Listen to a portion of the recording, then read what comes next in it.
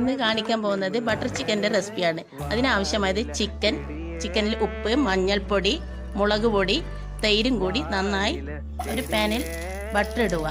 അതിൽ ഒരു വലിയ ഉള്ളി ഇടുക, വലിയ ഉള്ളി കട്ട് ചെയ്തിടുക.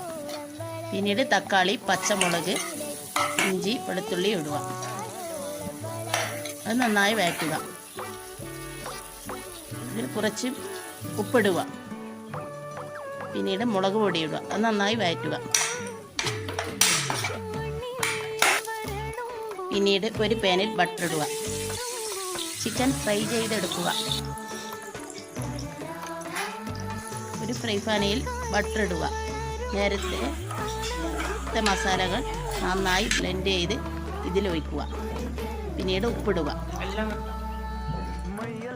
അതിൽ കുറച്ച് കസ്തൂരി മേത്തിയും ഫ്രഷ് ക്രീമും ഒഴിക്കുക.